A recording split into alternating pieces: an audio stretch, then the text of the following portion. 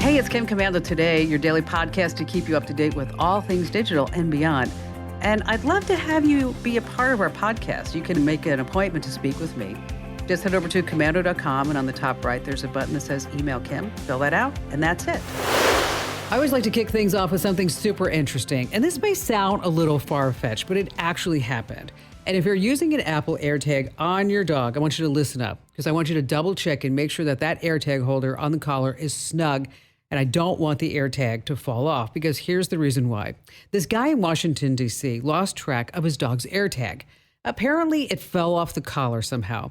He looked for it in the dog's bed, all over the house, in the dog's pile of toys, but he wasn't anywhere. But he could hear the faint beeping coming from the AirTag whenever he hit Find My Items on his iPhone. So what happened is, as he got his phone closer to the dog, he heard the AirTag beeping from the dog's stomach. Oh my gosh. That's right. The dog ate the AirTag. So luckily, the dog eventually threw it up. And guess what? This is amazing to me. It still works. The AirTag battery could do a real number on your pet's inside. So make sure that the holder is super snug on your dog's collar. But think about it this way. If all dogs go to heaven, where do you think cats go? Okay. Where do you think they go? You ready? Purgatory. Oh, yeah, that was a good one. I saw you smile. And on that happy note, welcome, ladies and gentlemen, boys and girls, to this. It's America's largest show about all things digital. It's called The Kim Commando Show because I just happen to be America's beloved digital goddess here with you once again. And are you ready to get tech savvier? I know, because let's face it, tech is in every single thing that you do. And if you're just tuning into The Kim Commando Show, so glad to meet you. And if you're returning, I'm happy to see you again. And you can catch my award-winning show on over 420 top stations across the United States. Or if you want a podcast or a webcast without those pesky commercials, head over to commando.com. And once you're there, click that big, bright yellow button in the top right-hand corner that says the Commando Community. You heard me right. It's commercial-free. I know you have at least a few questions about something digital I can help you out with. And that's why our T-Mobile Unlimited listener line is now open at 1-888-825-5254 is the way to join us. Every single day, I go to at least 30 different websites. I read everything. I talk to industry insiders to make sure that you and I are both up to date on everything that's happening in the tech world. And here are the top 5 things that you need to know right now, starting with number 1. This technology may be the answer to rampant crime for hard-hit stores and shops in major cities. And I'm telling you about it right now because it's coming to both grocery stores and big box stores near you. And the reason why is because shoplifting, these smash and grab crimes, general troublemakers, they've been causing large chain stores to put some major cities, they just give up and they just pull out of the cities. Talking about Starbucks, Nordstrom, Whole Foods, CVS, AT&T. They've abandoned ship in San Francisco, Portland, Chicago, Seattle, San Diego, and many other cities that are just a little soft on crime. So to the rescue is the bane of civil libertarians everywhere. I'm talking about facial recognition technology. Here's how it works. It alerts the security staff using an app the moment that a known thief or troublemaker enters the store. Now, over in London, it's called Face Watch, and it's been used there for many, many months. It only costs $300 a month, and it's putting it in reach of even the smaller stores. So the question is the technology a little too little, or is it just a little too late? Moving on to number 2, Amazon Prime. Yeah, FTC is suing them because if you've been tricked into signing up for an Amazon Prime account at $140 a year, you're not alone. The FTC says that Amazon tricked and trapped millions of people into recurring Prime subscriptions without their consent. In essence, yes, stealing hundreds of millions of dollars from customers. And Amazon makes it very difficult to buy a product without also subscribing to Prime when checking out. And it gets worse. When customers realize that they've been duped and they try to cancel, the FTC says that Amazon created this whole long and confusing process that derails most cancellations. This is really fascinating to me. Amazon internally called this tactic Iliad. Now, you know what that is. It's named after the ancient Greek poem describing the decades-long Trojan War. So FTC is suing. Naturally, Amazon denies everything.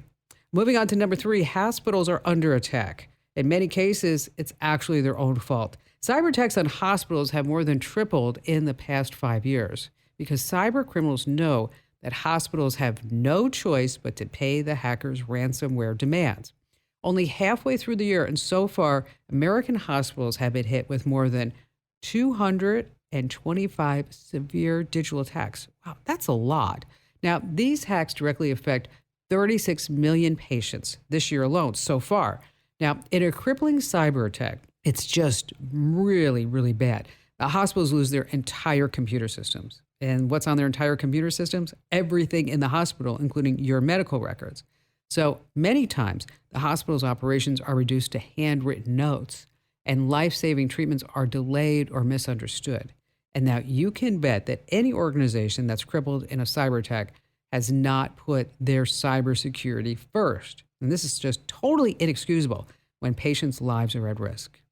Moving on to number 4, you need to stop writing checks. That's right. If you're still paying your bills with checks, you need to switch to electronic payments today. And here's the reason why. In the past year, American banks reported more than 608,000 check fraud incidents. This is double over the past year. Now, most check fraud happens when the mail is stolen. The post office says that mail theft is at an all-time high. And once the thief has the check, they change the name of the payee to themselves. Now, if you have to issue a check, you want to use a special pen, such as the Uniball 207 series pen with ink. It bonds into the paper, and it makes it more difficult for criminals to wash the ink or erase it. And be sure that your checks do not show your phone number or social security number. You really just want to try to pay all your bills online whenever possible. And it's best if your mailbox locks, because this way, mail pirates won't be able to steal your mail. It's that simple. And finally, this coming in at number 5, Netflix, the big family breakup. I read about this over at the Wall Street Journal, and I just laughed out loud. It seems like the Netflix password sharing crackdown is in full swing, and American families are making some really difficult decisions. If you haven't heard, you can't share your Netflix password with anyone who's not living in your home anymore. Now, many people report telling family and friends that they need to get their own Netflix password is painful. They describe it almost like a big major breakup. So when Netflix began, it was a competitor of Blockbuster Video. I don't know if you remember that. Be Kind, Rewind. Well, instead of stores, Netflix mailed you an actual DVD. But the going was tough. So in a last-ditch effort to survive, Netflix began a streaming service. Then, to attract customers, Netflix actually encouraged all of us to share our passwords. And the rest is history, because now streaming services are fighting for survival, and Netflix has every right to ask each household to pay its own way. Now, none of this matters when you're telling your mom that she can't use your Netflix password anymore. That's pretty rough. But think about it. After everything that she's done for you, I just pay for her Netflix subscription and don't say anything to her. Hey, we just have a jam-packed show. You don't want to miss a moment. We're talking about the pictures that you're posting of your kids online.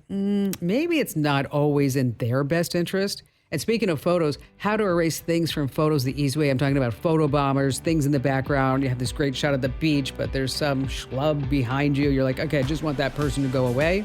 And then in this show's security tip, Google's dark side. There are 5 search terms that you should avoid at all costs. Do not put these into Google. You will get into trouble, 100% guaranteed. And of course, we have all of your phone calls, and you have me, Kim Commander.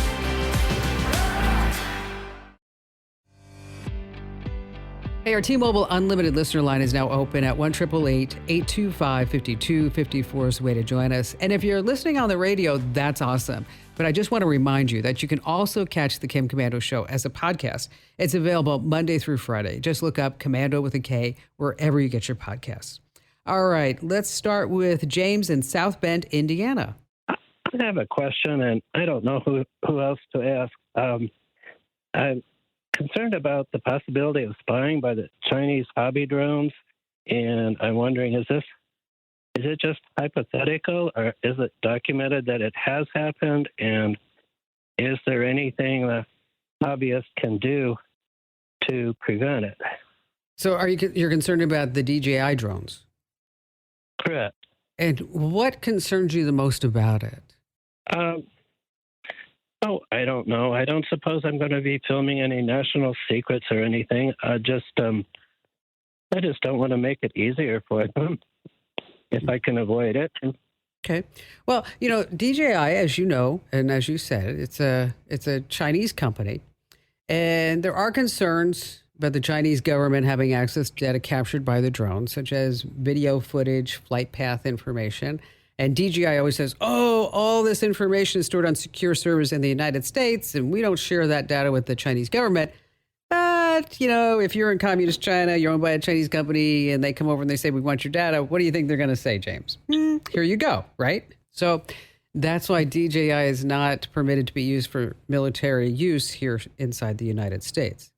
So, Right. as far as the idea of, drone footage going back to China and creating and being saved and who knows what, it's a concern for everybody. And we are measures that we are trying to take in place with foreign-made drones such as this in restricting them in certain government operations. They being the United States government, is trying to give some incentives for drone manufacturing to move here in the United States. They are calling for stricter standards and regulations for data security in drones. But this is just part of an entire big picture about so much of whatever we use and consume and buy here in the United States is being done in China, from our pharmaceutical drugs to our phones to TikTok taking over. I don't know, 3/4 of all the teens here in the United States are on TikTok every single day. And TikTok keeps track of everything that you do on the phone, including your texts, your photos, your location. I mean, it's a valid concern that I don't know if a lot of Americans realize what exactly could be going on. It's not necessarily that drone footage in South Bend, Indiana is going to take down the whole country. Not that Bobby in Roswell, New Mexico is hanging out on TikTok for 6 hours a day. It's the culmination, it's the summation, rather, of everything that is happening. So that, say, for example, combining the drone footage with all the data that's being gathered by the TikTok users in a certain community would allow the Chinese to pass along a deep fake video of the president of our United States saying that we are about ready to launch a war with China or Russia when that is not happening. That's what my concern is. Not necessarily that the Chinese know where I'm located every single moment, because the government knows where that is. I mean, just look, you carry a cell phone, that's where it happens. But it is something that we all should be aware of. Over at commando.com, we have a list of companies that have direct ties to China, whether it's Huawei, Lenovo, DJI, TikTok, Shein, Temu, whatever it may be.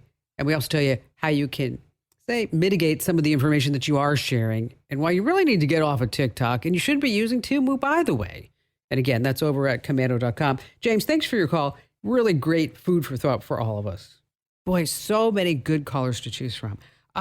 Bruce in Port Angeles, Washington. Hi there, Bruce.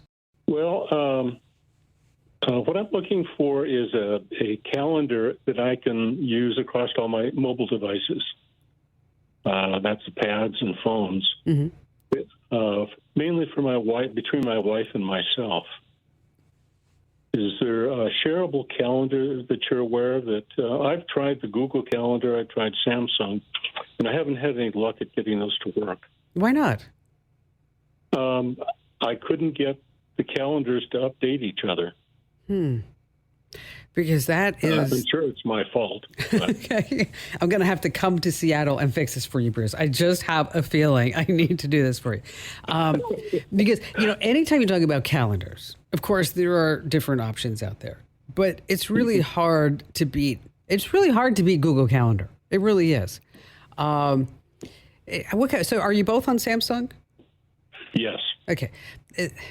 It's probably all in the setup, and I don't mean to push everything back on you because Google's shared calendars, they have really streamlined this, and that it's really pretty simple to set up. But what I want to do is I want to send you the steps, because these aren't steps where we can do this on the air, because then that would get kind of crazy. So what I'm going to do is I'm going to put you on hold. We're going to send you the steps on how to do this. Okay. for you how to open the calendar on your place and go into My Computers, hit the plus sign, name the calendar, create the calendar, and then on your wife's calendar, go over to the My Calendar section and do the whole reverse. And I bet you once you start doing that, that everything's going to be pretty good because your wife's going to receive an email inviting her to get to the shared calendar. She needs to accept that invitation to the shared calendar on her device. And if she can't see it, she might need to open up the Google Calendar on her Samsung device. And so it does get a little tricky. So it's not just you. It's not just like, okay, let's go get a Google Calendar and go bing, bing, bing. Oh, life is good. I see a unicorn. No, not always the case. So let us send you those steps. If you have any trouble afterwards, you want to look at another option. But I think once you get this good to go, I think you're going to be pretty happy at it. And the Google Calendar, the reason why I say that it's hard to replace, because it just has so many different options. It does reminders and notifications. It gives you a lot of event details and it integrates with Google Maps. And you can have documents and pictures as attachment and guests. It does a lot of syncing between computers and tablets and phones. And so it gives you easy access to your schedule wherever you're located. So that's why when it comes to calendar, I use it myself on all my devices, and it's pretty sweet. All right, let's talk about posting pictures of your kids online. If you're putting them on social media, I know you're just super proud of them, but are you putting them in danger or are you giving away their privacy? Because here's the deal. It's one thing to put yourself out there. It's another thing entirely to post information about your kids or even someone else's. So parents, I'm really talking to you. What you post online is forever. And that picture that you post of an embarrassing moment in your child's life could have a lasting impact about how they're perceived, especially as they get into middle school and high school. I also want you to limit any information that you post about their location. Those details could be used to find or locate your kid. And so their full name, their school, other personal information, just a bad idea to actually put any of that online. And also check your privacy settings. Make sure who's looking at your posts are who you intended and not some creep. I mean, it reminds me of a test that I did with my niece, Danielle, years ago. I asked her, hey, Dan, if you're on the soccer field and a cop comes over to you and says, oh my gosh, are you Danielle because your mom and dad were in this horrible car accident and I want you to come with me so that this way I can take you there, would you actually go? And she said to me, you know, Aunt Kim, I would go if the cop was actually wearing a uniform. And I explained to her, like, no, you can buy a policeman's uniform, just off the street. You can buy it online. That doesn't mean that that person is an official cop. So you want to start talking to your kids too about stranger danger and also what they may be posting online. And I know this isn't a topic that you want to have because it's not fun to talk about, but if you ever need help bringing this up to your kids, head over to komando.com/contract. That's komando.com/contract. That's where I have posted for many years my free kids tech contract. So you can go through the rules of the road about internet safety and also smartphone safety and good stuff like that. That's komando.com/contract. Stay right where you are. We have more tips and callers you don't want to miss here on Kim Komando Today.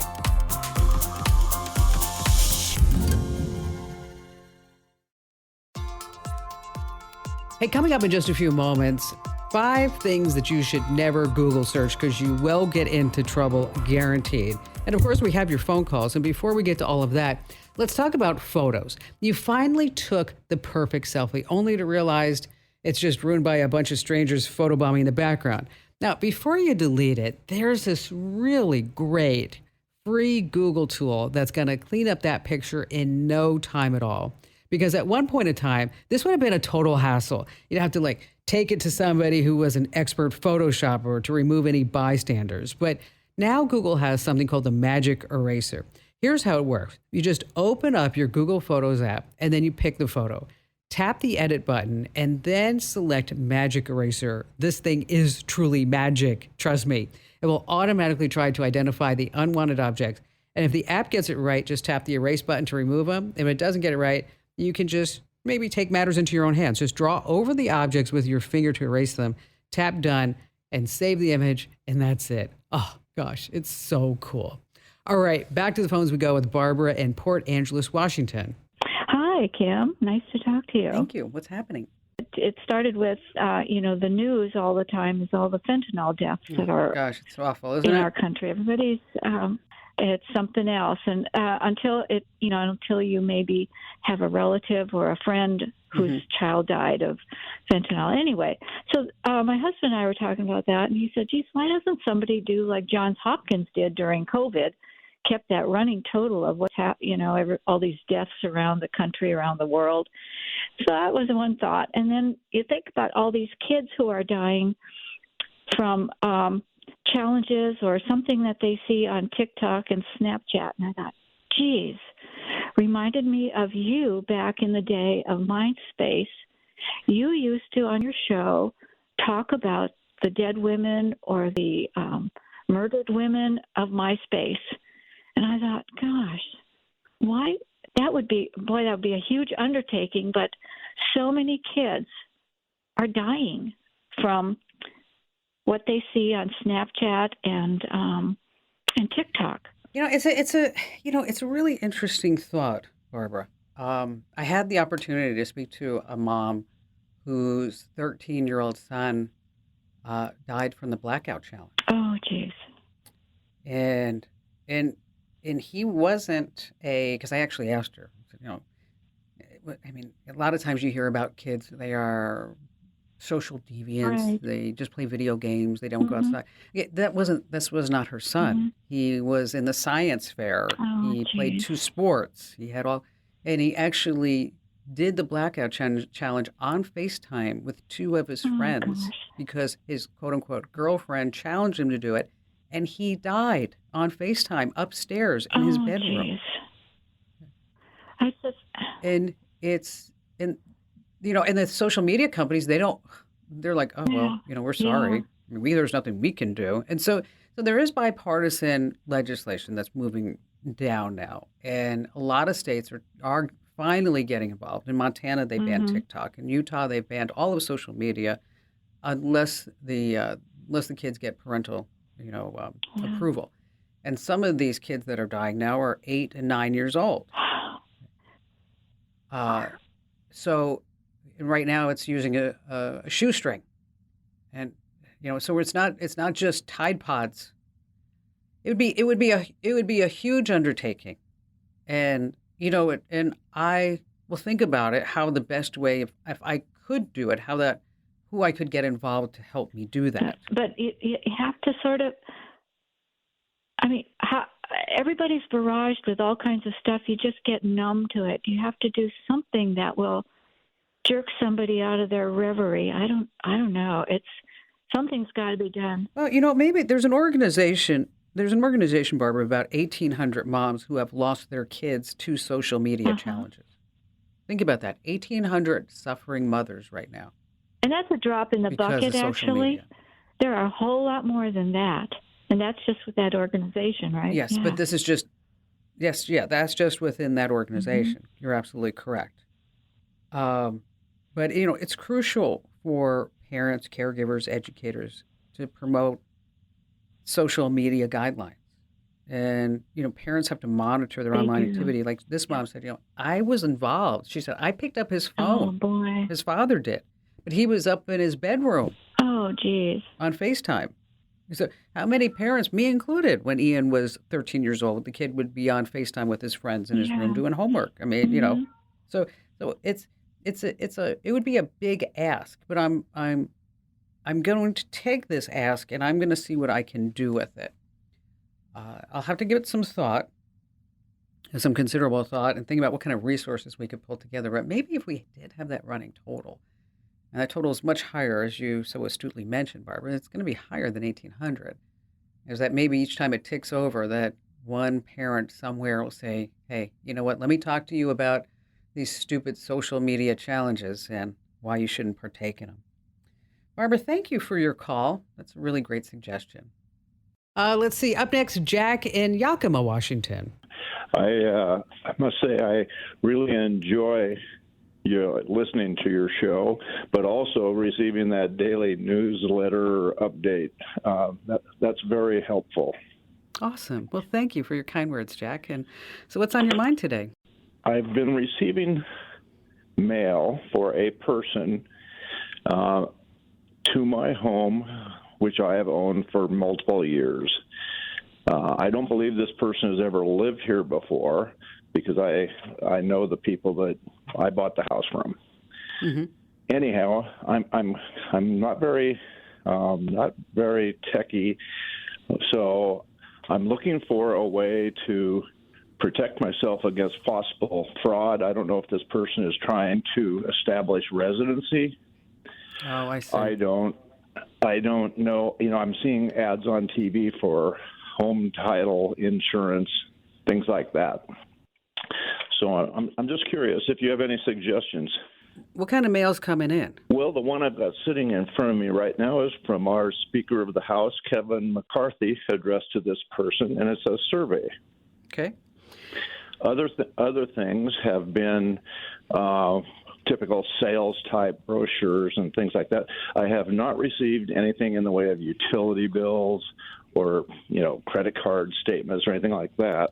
So far it seemed rather innocent. All right, so let's talk about the steps to take right now. Okay, number one, don't open the mail.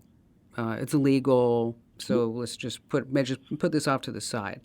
Now, what you can do is write return to sender on it, and then put it back in the mail, and the Postal Service should return it to the sender and then stop delivering if it's apparent that the person doesn't live there. I would also do this. I would been doing that. Perfect. Okay. I would also collect all this mail and physically take it down to your local post office or speak to your mail carrier directly and talk about the situation. Say, you know what, you need to update your records. This woman doesn't live here, and I don't want to get her mail. And then also keep a lookout for important documents. You're pretty savvy in what you said. Like, I'm worried if there's something else going on. So you want to look for anything that is important, bank statements, credit card offers. If you start getting these kinds of mail, it could be worth reporting to the situation to, again, the post office, because now we're looking at maybe identity theft, and maybe somebody's using your address for that. Now, you mentioned you're worried about your home and things like that. Now, what you can do, which I encourage everybody to do, is you go onto Zillow.com, Jack, and there's a way there that you claim your home, okay? And so you're going to go on Zillow and say, this is my house. Now, the reason why you're going to do that is because if the status of your house ever changes, okay, meaning all of a sudden it's put up for sale, maybe somebody else says that's my house, is that you get an automatic notification. In addition to that, they tell you how the market's doing, if your price of your house is going up or down, and good things like that, and gives you a chance to see what your house might be worth on the open market, according to Zillow and their Zestimate. And I know it's not the most accurate number out there in the entire universe. I get that, but it's a good idea to claim your house. So head over to Zillow.com and claim your house there. You can do the same thing at Redfin, at Realtor.com as well. But Jack, I wouldn't worry about this too much until you start getting those bank statements, but definitely get in touch with your local post office and your mail carrier. All right, Google has a dark side. There are 5 search terms that I want you to avoid at all costs. These are scammy ads, and they do what's called SEO poisoning. What that means is that it's not only sponsored results where there are paid ads used to drive traffic to websites, but cyber crooks are doing more than that. They are getting into search engine optimization so that their malicious search links are at the top of the organic results. So what terms should you avoid? Okay, there's a bunch, but we're going to focus on the top 5. Number 1, free credit report. Now, of course, the Federal Fair Credit Reporting Act says that the 3 credit reporting agencies, you know who they are, TransUnion, Experian, and Equifax, they have to give us a free annual credit report. And you know what? The scammers know this. So when you type in free credit report, their scammy ads might be at the top. So there's only one place you should go. That's annualcreditreport.com. That's annualcreditreport.com. Now, next on the list, tech support phone numbers. Fake numbers are just a classic. Now, if the scammers can figure out how to get your bank's name to appear when they call, you bet they can get their numbers high in the searches. So over on the website, we have a few of the most searched phone numbers that you can just get for free, and you know that they're legit. I'm talking about phone numbers for Amazon, Microsoft, Apple, Google, and also Meta. Number 3 on our list is how to make money online. Okay, be skeptical if one just falls out of the virtual sky with more income and perks than you'd get with a regular job. And then it's going to, again, to be at the top of the Google search results. So just don't do that. Next on our list, free people search. You don't want to do that. Okay? You're going to end up at some scammy website where they're going to say, oh, we need $15, $50 a month. Okay. You know, there's an art to do this through Google. And this is not the way. We have the tips on how to do a free background search on somebody over on the website. And finally, crypto wallet. Wow. If you have some money in crypto, you're trying to get in, or you're saying, I want to get the money out of an exchange. Here's the deal. Do not Google search crypto wallet. We have lists of the legitimate crypto wallets over at Komando.com. Now, if you missed any of this or you want to share it with somebody, just over at Komando.com, just type in, Google's dark side, and this tip will pop right up. Okay, it's summertime, the living is easy, and when you get back from vacay, that inbox, it's overwhelming. Well, there are some tricks of the trades that when you get back from that trip, that you're not overwhelmed in your inbox. We have that and more of your phone calls you don't want to miss. Here on Kim Komando Today.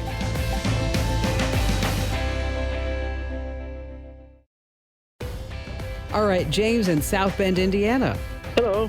I'm curious about a new product on the market, a screen protector, which leaves a hard coating, and it sounds great. I have heard that it helps to cover up like light pre-existing scratches, which I have some.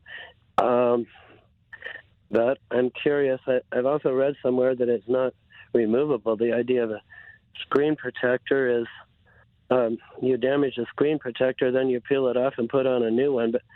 But what happens with this? Or has it even been in use long enough to advise whether it's a good product to use or not?